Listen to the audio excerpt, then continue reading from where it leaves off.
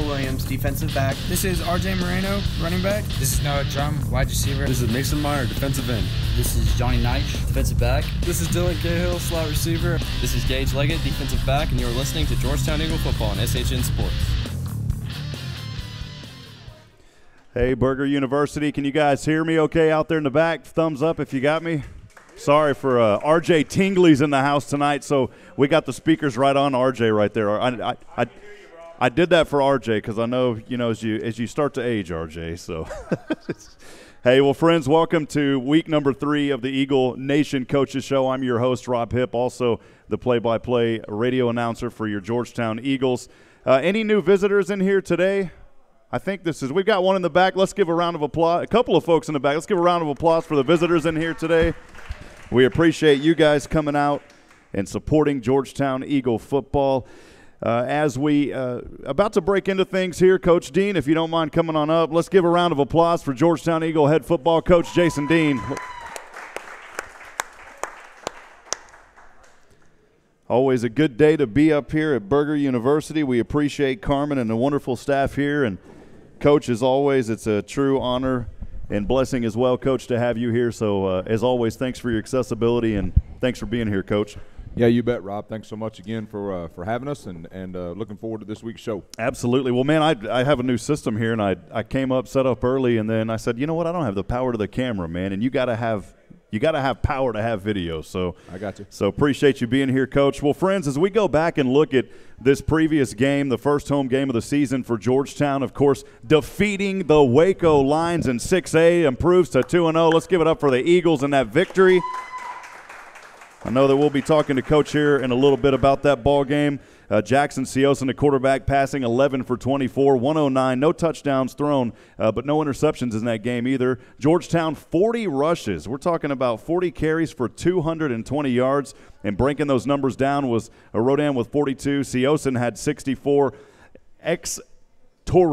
Xavier Torres, the X-Man in the house. We'll talk to him later. 124 on the ground, and RJ Moreno picking up a single yard as well. Coach, Waco, 11 for 20 in the passing game. They threw for only 70 yards, 2 interceptions. 48 plays for Waco, 193 yards. Georgetown, 64 plays for 328 total.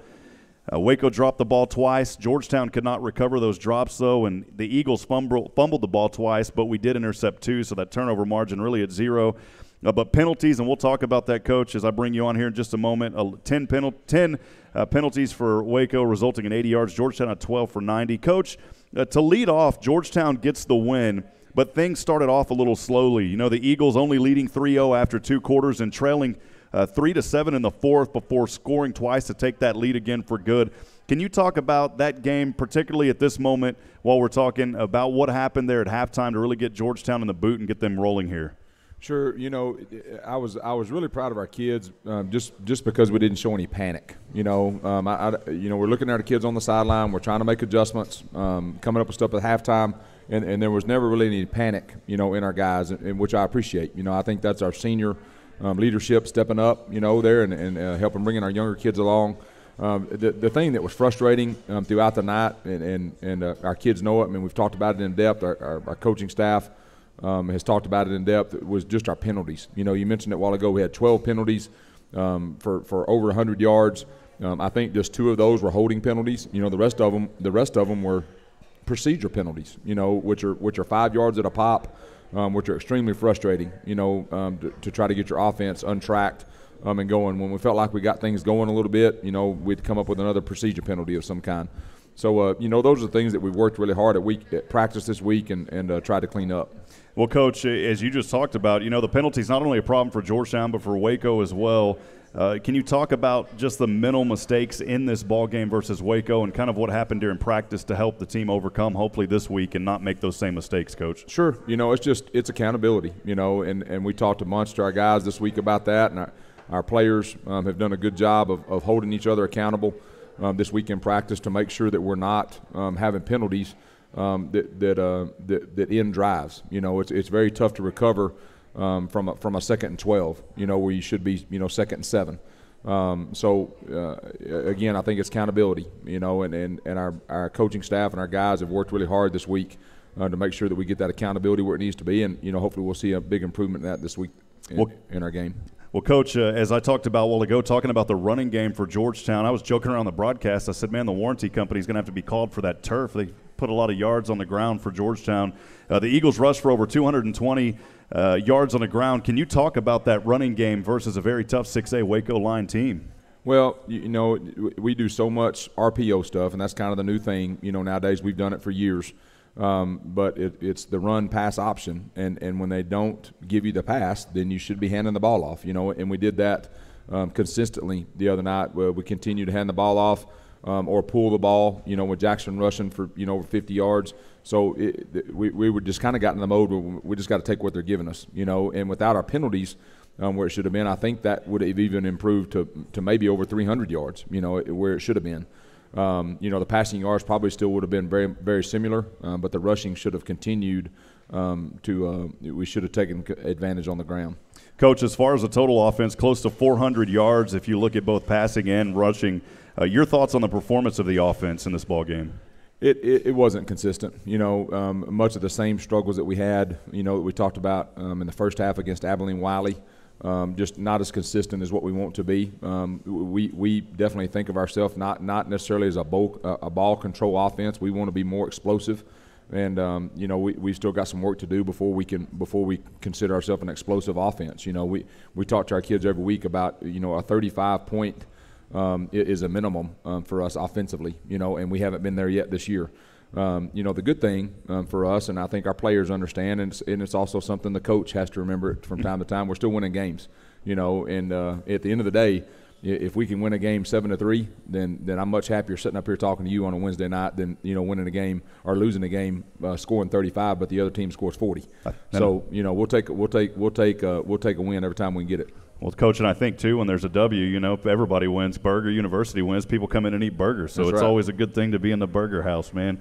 Well, Coach, as we continue to talk here, Georgetown fumbled twice. Waco dropped the ball twice, but the Eagles weren't able to recover. The defense, though, did manage to get interceptions. So if you look at the turnovers, it really evened out.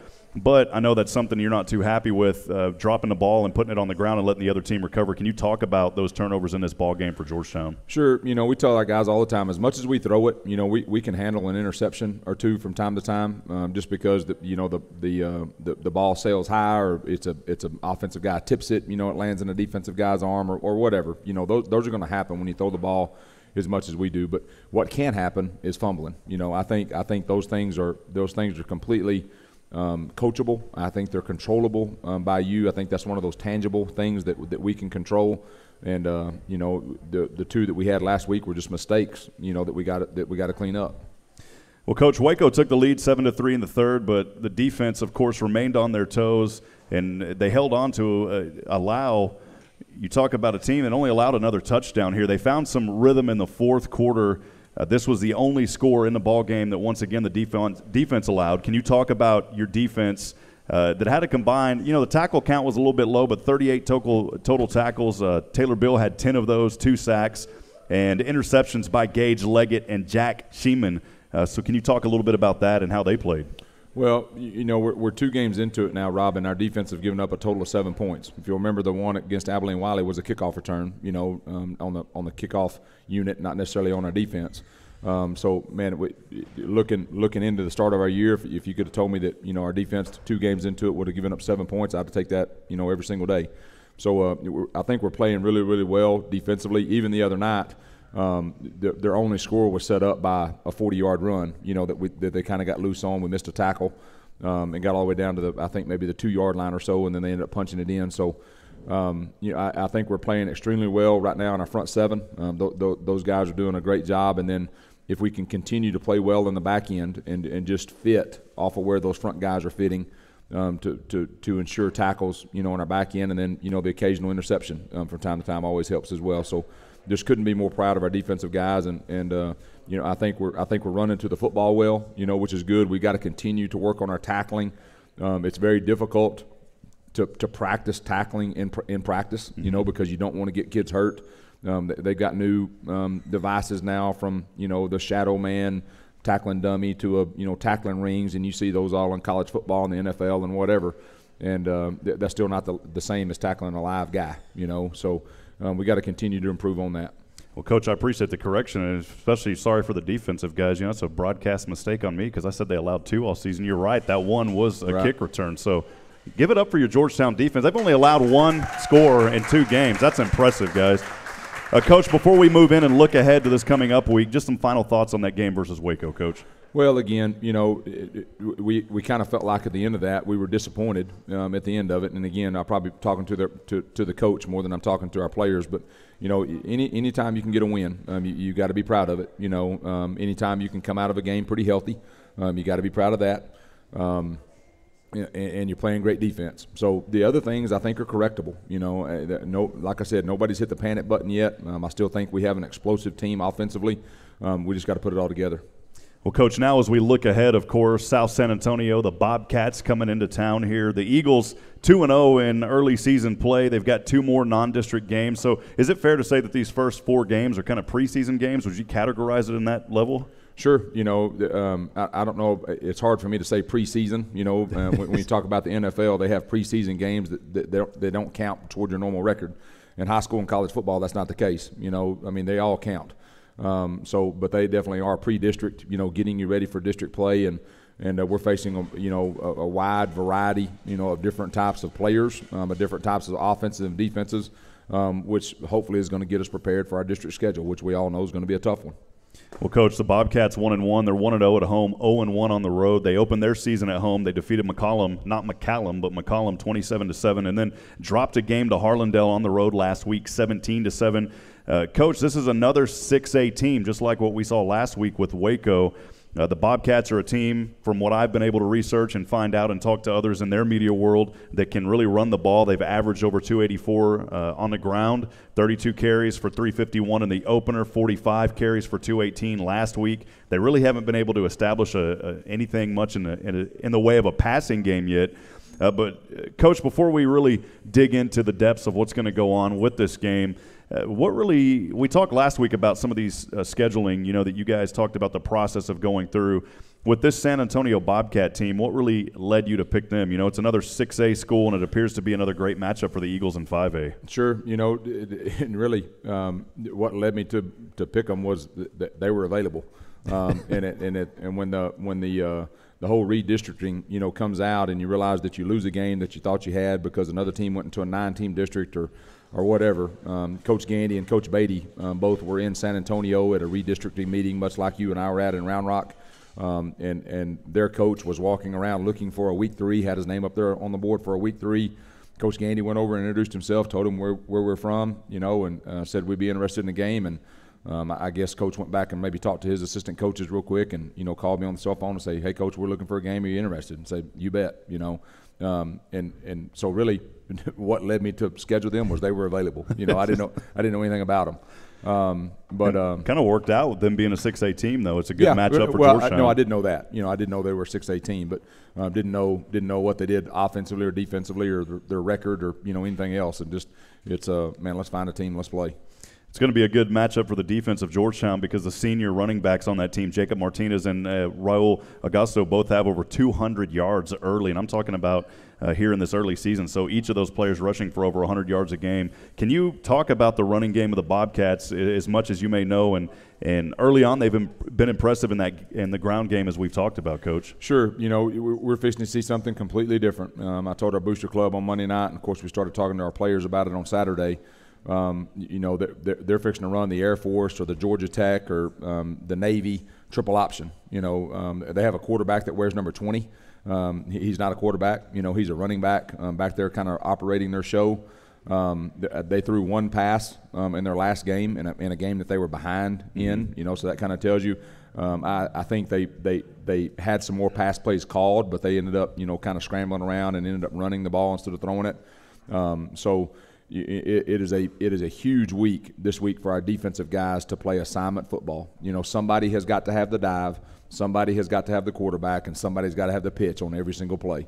We've been practicing this week without a football in the defensive practice. Just don't have a ball even involved because it entices you to go away from your responsibility. Everybody's got a responsibility on each and every play. and our guys have got to do a great job this week of taking charge of that. Well, you've already answered the other question because I talked about how strong that running game is for South San Antonio, and really I wanted to get confirmation on this. I didn't. So far this season, there's nothing that's been established in their passing game. From what I saw early on, they were 0 for 5 in that first game. So this is a team that's going to be hungry to try to get something established in a passing game, but the running's been working for them so far. Sure, that's what they're built on. They're going to run that triple option attack, and they're a team that's going to be very happy with a 3-yard gain because they think they can run 4 3-yard plays and end up with a first down. Ball control the offense, keep it away from our offense, and keep their guys out on the field. Besides those 2 running backs that I mentioned, Coach, anyone comes to mind for you, some players to watch out for on their end? There's no question. Their quarterback, that guy is what makes them go. He's better than the running backs. He's a guy that's going to carry it. If they can let him carry it 25 times a game, they're going to. But he's an athlete back there playing quarterback, and there's no question he's their best player offensively. Compared to their running game for Georgetown, Coach Dean, what is Georgetown going to have to get established early in this one? You talking about our offense? For the offense, yes. Sir. I think just being consistent. That's been our battle cry all week long. I don't care if we're running it. I don't care if we're throwing it. What I want to see is consistency out there of our guys, and they would say the same thing. Our running game feeds off of our passing game. Our passing game feeds off of our running game. So we just got to be out there and be consistent, and take what they give us, make sure that we don't have the penalties that we had last week, and I think we'll do fine offensively. And how do you practice leading up, Coach? Of course, I always say without giving too much away, but as far as in practice during the season, that you're going to come up against a team that can run. So what are some things on defense that Georgetown's really got to focus on to contain that run? Well, again, it's going back to assignment football. There's many times that they're not blocking for you to for the dive. They're counting on your players not be disciplined enough to tackle the dive. And so, it's being assignment right every single snap defensively. And then our defensive line has to establish the line of scrimmage. We can't get blown back off the ball and give those guys an extra yard or two to get that running game going. We've got to establish the line of scrimmage. Well, Coach Dean, after 2 games, we talked about this too just moments ago. The Eagles' offense has scored 48 points while the defense has only allowed a single touchdown in these first 2 games. Just kind of recapping again, your thoughts on these first 2 matchups and where you guys stand and how your confidence level is right now for the team. Sure. Again, I'm proud of our kids. I think our senior leadership has been good. We challenged those guys this week that I think it can improve and even get better. I think our kids are practicing hard. I told our kids on Saturday, I don't question our effort. I think we're playing hard during the game, but I think we got to be able to play smarter, and that's one of our things. One of our Georgetown things is we've got kids that we think we can put more on that can think on the run and be able to play smarter than our opponent. So we got to show that this week. Coach, finally, as we wrap up here in the second segment, as we continue to look ahead here, can you kind of describe the current health of the team after these first 2 games and any other last thoughts? Sure. I think we're healthy right now. Again, like I said, coming out of the ball game with a win the other night and not getting one of our players, seriously injured is a plus. We've lost 1, defensive lineman. We've talked about that back in the Abilene game. I think maybe the second series of the game. Ended up losing a defensive lineman for an extended period of time. But other than that, we've been pretty fortunate, and pretty healthy. So if we can keep that up through these non-district games, that's a huge plus. It was good to see RJ get a few snaps in there and kind of get him back into the rhythm as well. So we're excited about that, Coach. Well, again, let's give it up for head coach Jason Dean as he talks about what's going on at Georgetown and what we can do to keep things rolling. Coach, as always, we appreciate you. Thank you, Coach. Well, friends, as many of you know, every week we have an offensive player of the game and a defensive player of the game. Last week we had 2 exciting players, and this week we're going to start things a little differently. Last week I started off with the offense, so this week I want to send the defense a little love. So can you please join me in welcoming our SHN Sports Defensive Player of the Game, linebacker number 37, Taylor Bill. Bring him up.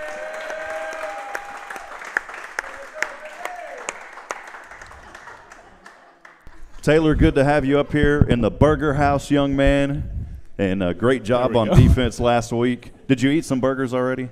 Yeah, I just ate a Hawaiian burger. Now, I got to ask you guys, you're not over there sipping on soda, are you? Because that's not healthy, right? Definitely not soda. We got some – okay, there we go. We got some water shaking. Now, Taylor, correct me if it's Taylor Bill, correct? Yes, sir. Okay, because we were used to saying Bell last year, and I know some guys that have that spelled that way, so we corrected. I don't want you to get mad because you're on the defense. I don't want to get tackled, man. So, No. Well, Taylor, last week, man, an impressive game, 10 tackles, one of those tackles for a loss. You, along with the defense, helped keep that pressure strong on Waco's offense. You talking about it, Taylor, through 2 games now, a total of 14 tackles and 2 sacks. Taylor, before we dig into the game, just wanted to ask you, like I ask all the players, really, how long have you been here in Georgetown, man? I've just moved here from Washington back in April, and I just want to say this is probably the coolest football team I've ever played for. These guys are amazing, and I wouldn't give them up for anything. These guys are literally. Let's give it up for that, man. I like that, man. I think Taylor's, he's asking for something over there is why he said that, guys. So y'all treat him extra special. He may want a burger or something, another one, man.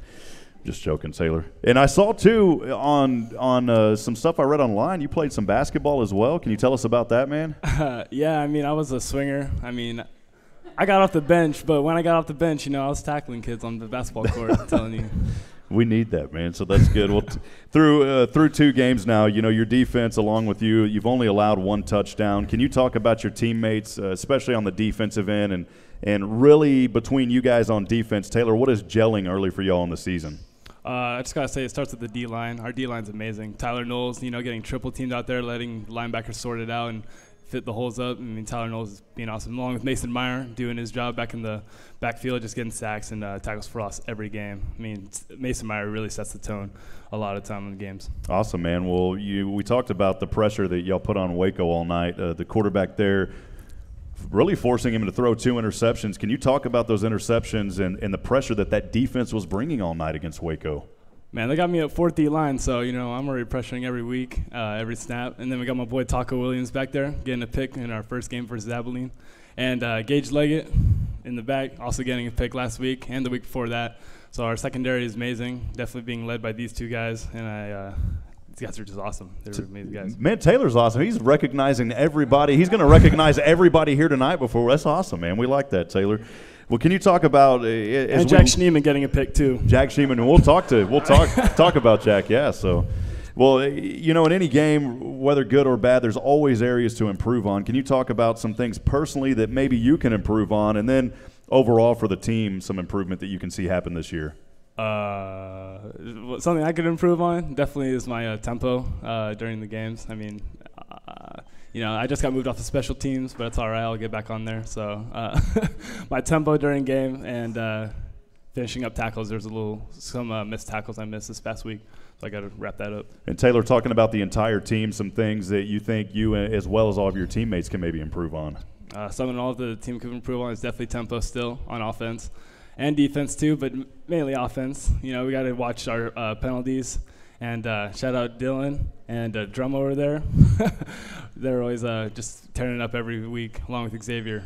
Well, I think, I asked you a question a while ago. How's the team gelling, the defense? And, man, you calling out these guys, I can tell that it's gelling good, man. So it's good to hear, especially, you, Taylor, you talk about coming in from Washington, your first year here, if I heard that correctly, and, yes, sir, and already making an impact, young man. So it's very exciting to see what you're doing along with your team there.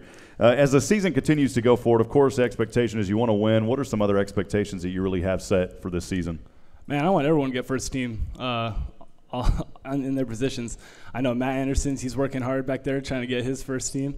Gage Leggett, Dylan, Drum, almost everyone in this room that's starting is really, really trying to be the best player they could be. And that happened throughout summer and just going through a champions camp. Awesome. Well, can you talk, Taylor, as we like to dig into and just kind of learn a little bit about you guys, can you talk about some of the biggest influences you had, maybe some role models growing up, man? Ray Lewis. Ray Lewis is my role model. He's actually my phone background right now, too, as we talk. So he's been that way for 2 years now. Awesome, man. Future plans, college, what are you looking forward to, man? Man, I really want to go play D1 football. I don't really care where, just anyone that takes me. But definitely my favorite colleges are WSU, University of California, Berkeley, and Eastern Washington. Awesome, man. Well, Taylor, before we let you go, as we're talking here, the SHN Sports Defensive Player of the Game last week, Bill Taylor, the camera, of course, is right there. Last week I said there was 1.2 million people. It dropped down. We're only at 900,000 now. But after your speech, I just got a bunch of texts. I think we're shooting back up to 1.3 million, so that was good. So who do you want to send a shout-out to, a little love tonight, man? Shout out my mom. Shout out my team. Shout out Coach Dean. Shout out you for setting this all up. And let's continue to just keep it going. Awesome. Well, friends, can we once again give a round of applause for our Defensive Player of the Week? EFND. Taylor Bill, we appreciate you, Taylor. Awesome, young man. We'll have you back up here, too, at the end to do a little trivia. Taco, had some trouble last week. He didn't have anybody there supporting him, so you guys will have to do that coming up today. Well, friends, as we move on now, we've talked to Taylor. Let's go ahead and talk to our Offensive Player of the Week. Can we give it up for the senior running back, number 21, Xavier X Torres? Come on up, X-Man. As we will talk things over with Mr. X and talk about what's going on in his world and all the great things at Georgetown High School. X, I'm going to ask you about that in a minute, where it came from, man. But first, I got to tell you, against Waco, you rushed for 124 on 19 carries. You had one touchdown, and that came on that breakaway run. I think it was 23, 24 yards. And then the last week before that, you almost hit 193 versus Wiley. Before we get started, though, Xavier, how long have you been in Georgetown, man? My whole life, pretty much. Awesome. I was born in Austin, raised there till 2, and then came here and been here for the rest of my life. So you've been able to watch this program over the years kind of grow and build up, and now you get to be the Eagle, man. Well, as we continue to talk, I got to ask you this. Everybody said his nickname is X. I mean, his name's Xavier, so we know that. But how did you get the nickname X, man? Honestly, I do not know. One of the coaches said it, and it just went from there. Hey, that's how it happens sometime, man. Well, Xavier, talk about – and is it Xavier or Xavier? Xavier. I said it both the same time, Yes. twice to see if you caught that, so that was awesome, man. Can you talk about that offensive line and the great rushing night that you had this past week, man? Offensive line was great. I know we started off slow because our penalties. We can't let that affect us in the first half. Like, we already had two bad first halves already, but offensive line was great. And I couldn't be able to get that touchdown without them. So, well, as we talk, earlier we mentioned R.J. Moreno came in on a few snaps during this game. I know that he's eager to get back out there and play, but you've stepped up in that role in a huge way. Can you talk about just what it's been like for you in that running back position so far this season? I know it's only been 2 games, but it's been exciting for you. It's got to be these first 2 games. Yeah, being first string varsity running back has been great so far. Especially the hard work has paid off, And I'm proud to lead these guys to lead the other running backs to win and stuff. So awesome. Well, we're not nitpicking. We just have to say it. You had an awesome game. You are our player of the week. There was 2 fumbles in that game. I know one of those, you unfortunately dropped one of those, but you made up for that with a great night on the ground. Can you really talk about, and this is just kind of a perspective again, can you really talk about that fumble and just kind of what may have been going through your head, and then afterwards you didn't let it get to you because you still finished up and had a stellar game. Tell us about that. I know I fumbled coming off a spin and just getting speared right. I know I didn't do what my coach asked me, held high and tight, so that's why I fumbled, but I wasn't going to let it affect me, and I just kept on going, kept my head up high. Awesome, man. Well, and, of course, you went on to have a great game. So, well, we talked earlier with Coach Dean. Xavier, penalties, a problem all night long. Can you talk about the practices that you guys have had after this game, and maybe what were some of the items discussed that you guys need to improve on, specifically related to some of those penalties? Penalties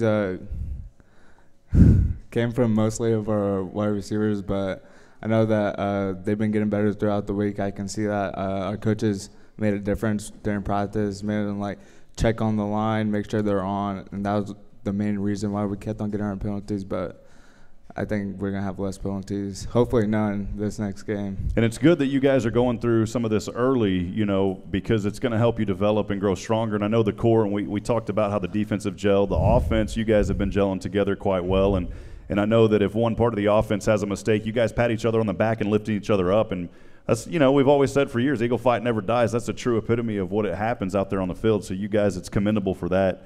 Well, Xavier, as we talk about, continuing to talk about the season here, as this season progresses, can you let us and all those know out there, maybe what are some of your personal objectives here this season and some objectives for the team that you think can happen?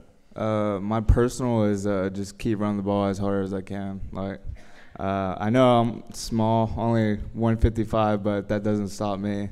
And I just keep running for the guys if the wide receivers are in a bad mood. And, yeah, but for the team, I think we need to especially work on our penalties and tempo. And like Coach Dean said, consistent. That's going to be a big factor of this game this week. Awesome. Well, X, talk about some of your influences and role models growing up that may have led you, here to play football right now where you're at. Talk about those role models, man. My mom, especially. Strongest person I know in this world. I love her so much. Give it up for the moms, guys. That's what I love about football, especially for the moms. I want y'all to hear this. It's always Mother's Day, so it's great. And all the moms, and my mom, you just got me teared up. I love you, Mama. Thank you for all that you've done and putting up with me. So you see, these guys, man, are making it happen. Well, Xavier, talk about some of your future plans, man. What would you like to see happen? And maybe college. What are you looking at, man? I'll take any college that comes to me. I'll be willing to put in the work. But if not, I'm gonna plan on going to BBC, which is Baptist Bible College. Cool. Where's that located at? Is that Missouri? In Missouri. Okay, yeah. Awesome. Well, cool, man. Well, finally, of course, the camera right there, man. Who do you want to send a shout-out to tonight before we wrap up with you, young man?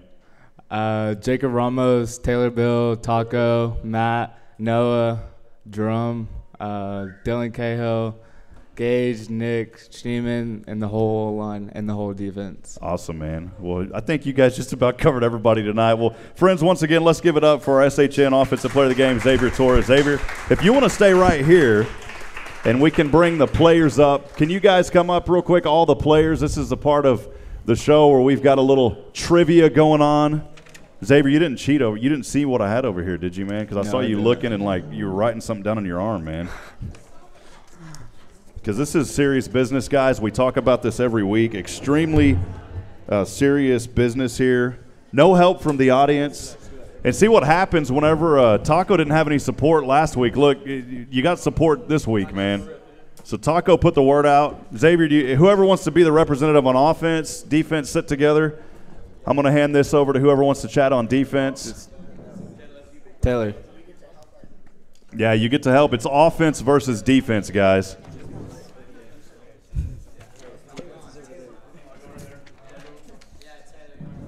So can y'all real quick, just so everybody, can we give it up for all these players that showed up tonight, guys, by the way? I mean, it's great to have these guys here in the Burger House. And you can just set that behind you there, Taylor. Just move it over the seat. There you go.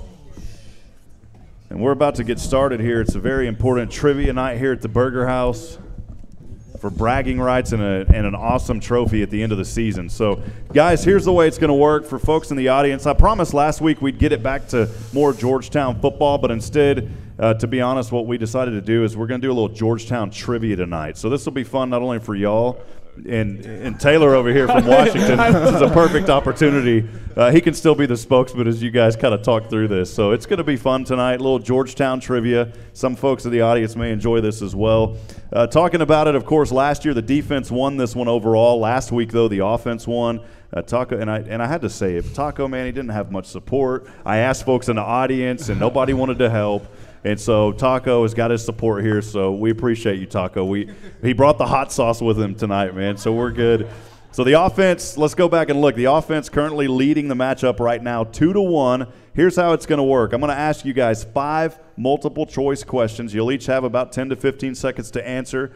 And this is a running total, and the winner of this will be determined at the last coach's show of the season and presented with an amazing trophy. So we are going to start this, guys. We are going to start this right now. A little Georgetown trivia. No help from the audience. You guys can answer amongst yourselves. First question as we go. And real quick, before we go, who's all here tonight, man? Can y'all all say your names and pass it around real quick? Jacob Ramos. Nick Sanchez. Dylan Cahill. Noah Drum. You may have to pass yours around, Taylor, after that. Jack Schneeman. Gage Leggett. Taco Williams. Mary Anderson. And we already got Jack over there. He let us know, man. All right, so here we go, guys. As we dig into this all-important trivia, the first question out of 5 here, you got 4 choices. What year was Georgetown incorporated? Now, when we talk about incorporated, that's when the town became official with the state. The choices are A, 1828, B, 1932, C, 1848, or D, 1926. I'm going to give you guys 10 seconds to talk it over. Who in the audience knows that answer? Anybody? We've got a few. RJ, man, he shows up. He knows the answers. That's what I'm talking about, man. Can you read them one more time? So, again, the answers are, or what could be the answers, 1828, 1932, 1848, or 1926. When was Georgetown officially incorporated? That means when did it become known with the state? When did they charter with the state? And we'll go ahead and let the defense answer first since they're trailing overall right now. Taylor? We're going to go with A. With A, 1828, okay. Offense? 1848. 1848, the offense got it right. The offense takes the early lead. Now they're leading 3-1. Defense, y'all got to step it up, man. Do they teach Georgetown history? I mean, Taylor, I'm not going to get on to you. Do they teach it? Okay. We got to let folks know. All right. This one, guys, you got to get it right. You have to get this right, okay? The second question, who was Georgetown named after? Who was Georgetown named after? All right, I've got 4 options here. Who in the audience knows this one? Does anyone know that? RJ? RJ doesn't want to answer because he knows it. George. So, yeah, George. So here are the options, folks. Here we go. Four possible answers. Who was Georgetown named after?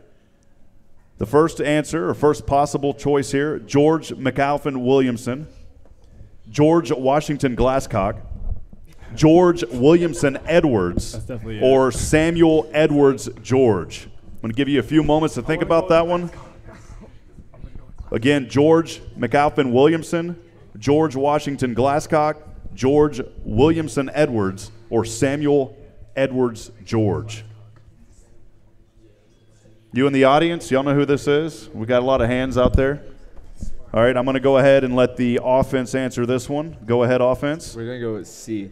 C, that was George Williamson Edwards. Yes. All right. And the defense? They got D. Which one? D. D. Guys, both of you are wrong. It was Glasscock. It was George Washington Glasscock. And guys, I'm going to be honest. I'm kind of ashamed because I was sitting here with my beautiful girlfriend Bridget this afternoon, and I made up all the other names. They don't even exist. You know, I mean, I was going to say Samuel Adams George, but we didn't want to do that. So, oh, guys, man, we're done. No, it's all right, guys. All right.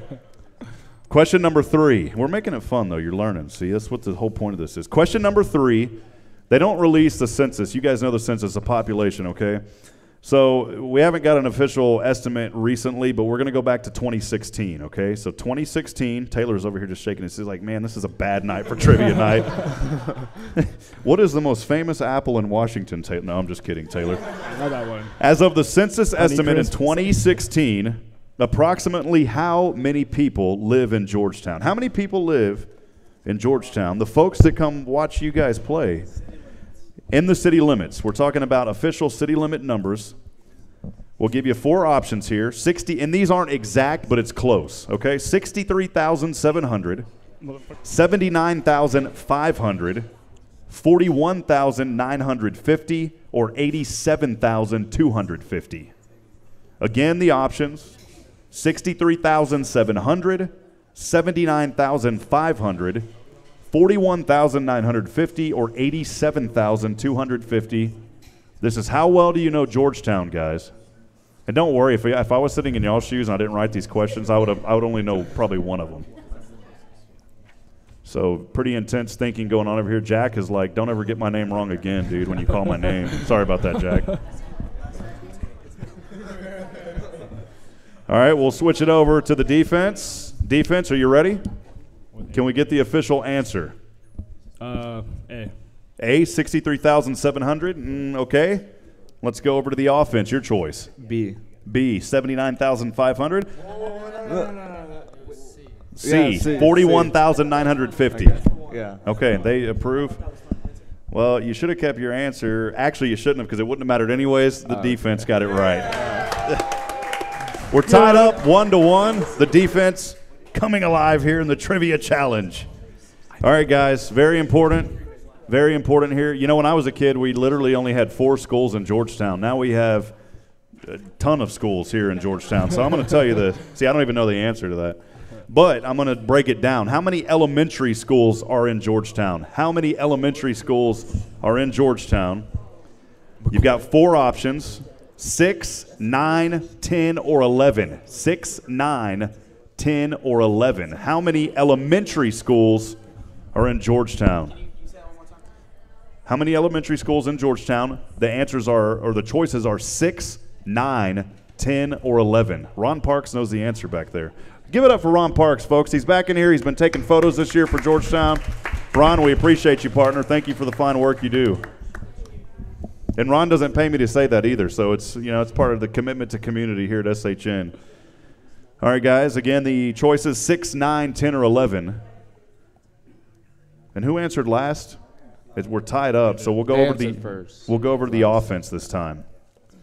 We're tied up 1-1 tonight, but the offense is currently leading by 1, so all time. So what do you got, Xavier? We are going to go with 9. With 9 is the answer from offense. Defense? 9. 9. That is wrong. There was 10. I knew 10. 10. And I should have wrote down what they were, and I had them, but I didn't write them. There's 10 guys. So can y'all name them real quick? Which ones do you know? All right, so Ford, McCoy, Pickett, Frost, Mitchell, Cooper, Village, Carver. Maybe you guys got me right. Hold on. Which one? That's right. That's what I was thinking was Mitchell. You guys are both right. Thank you. You got it right. See, I had Mitchell down as 1.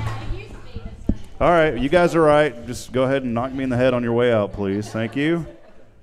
See, a key to life, guys, is you always admit when you're wrong. That's how you get it. So I admit I was wrong. So thank you, guys. Thank you to this wonderful lady here for that as well.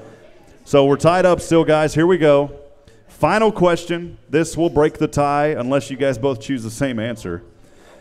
You know, every area, early inhabitants, way before we were here, we're going to talk about who were the earliest known inhabitants of the area.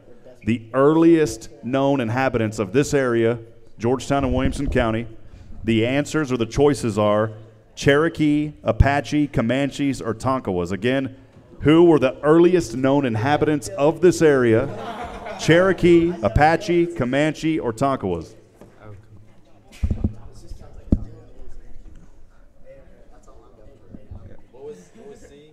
Apache. And I actually read it upside down. It's Tonkawas, Comanches, Apache, or Cherokee. So we'll give you guys just a few more seconds. Anyone in the audience know this answer? Ron raising his hand. RJ's been quiet again. He doesn't want to answer. All right, we will go over this time. Who answered last time again? The offense. So we're going to let the defense answer this one. Defense, your answer. Apache. Apache, okay. Offense? Comanche. Comanche, you guys are both wrong. It was the Tonkawas. So guys, let's give it up. We are tied. Nobody really, good trivia here, but we're tied up. The offense got 1, the defense got 1, so the offense now leads 3-2. Come back next week for Trivia Challenge as it continues. I need you guys back up in here next week. So let's give it up for these players. Thank you guys so much.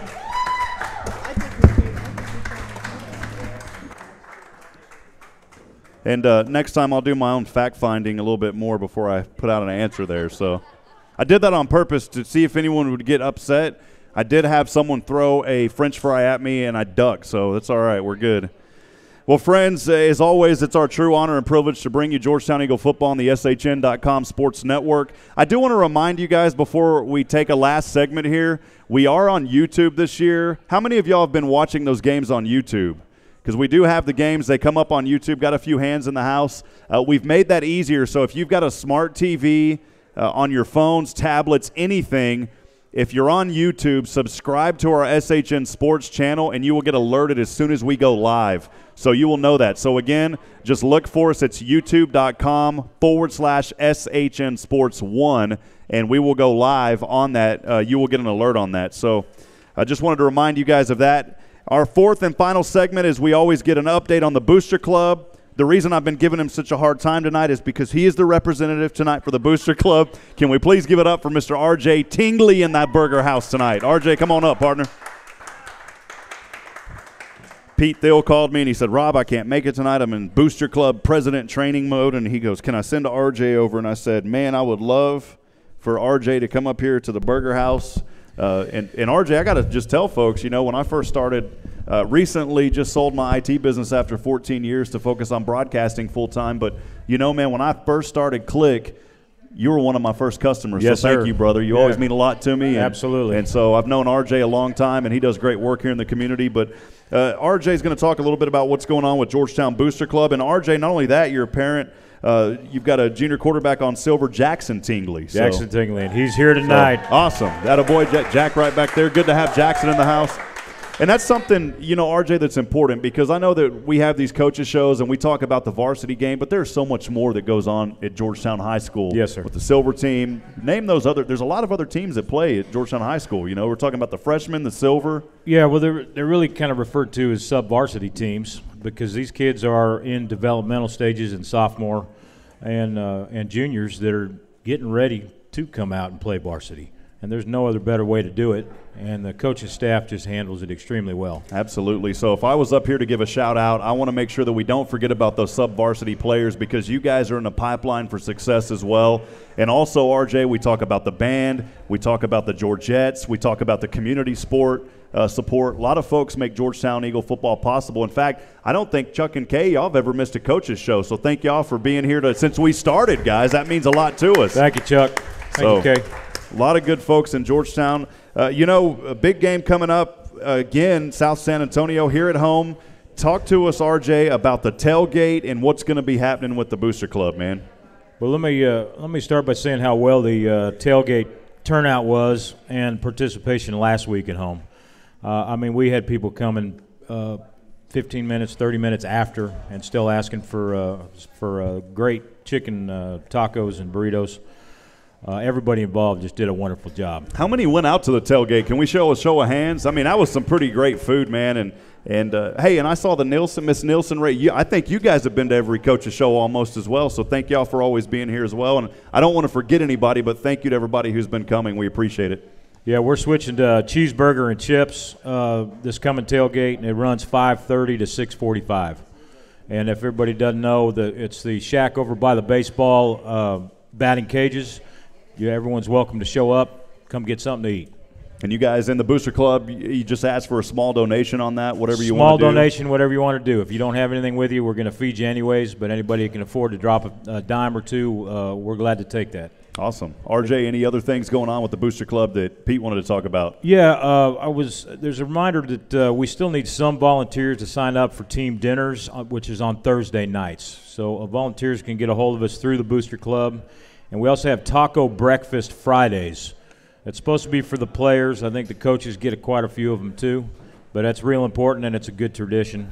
So volunteers to help out with Taco Breakfast Fridays and Thursday night team dinners. And for folks that want to get involved, I'm assuming they go to georgetownfootball.com. They can get all the contact information and everything there. So, well, RJ, man, any final thoughts going on in the Booster Club? You know, your perspective is pretty cool, being a parent with the son at Georgetown and getting to be here as well, man. Well, yeah, and he's my baby, youngest of four, so we've been involved in Georgetown football for, it seems like, 17 years, Awesome, one way or man. another. Awesome. Real quick, this week, Friday, 8 a.m. is the Breakfast of Champions. 8:30 is the prayer on the field after the taco breakfast. God bless Texas. 9:30 is the pep rally. 9:30 pep rally on Friday. 5:30 tailgating meal. Oh, I already got that. Cheeseburger and chips. Real quick, important here, y'all, for parents. Monday, 6 p.m. Booster Club meeting. Dr. Hallmark from GISD office will address the Booster Club and anyone else who wants to show up about the bond issue, which is on the upcoming ballot, which I think is real important because I have no idea what the bond's all about. this is an opportunity to find out all the details. I suggest everybody shows up that needs to have a lesson on what it is, because it's real important for the community. Awesome. Well, those breakfast tacos in the morning, I'm sure Taco Williams can donate to bring the hot sauce, man. So he'll take care of that taco. Hey, real quick on Taco Williams, I just want you to know that it's difficult me having him as a good friend of the family and shouting out for him on South Austin games. There you go. Because when I stand up, I'm loud and I go, "Let's go, Taco, let's go." And I get the dirtiest looks from some of the parents and team down below me, like that's some kind of a crazy comment. But I assured them all he's from Canada. Taco's just a nickname. Well, RJ, we appreciate you, partner. And before we sign off, wanted to remind folks, come out, 7:30 kickoff. You can come down to the tailgate early. It's going to be versus South San Antonio here in Georgetown. Come out, support your Georgetown Eagles. And friends, remember, as I always end every broadcast, remember, we're not strong enough alone to make it our own. We need each other. Provide a word of encouragement. Lend a hand of support. Somebody out there needs you, especially our kiddos here in Georgetown. Thank you, guys. God bless you. We will see you on Friday. And let's go. On the count of 3, let's say an Eagle fight never dies for Mr. Jack Frost. Jack, this one's for you, buddy, in Georgetown. Ready, guys? 1, 2, 3. Eagle fight never dies. We'll see you next time.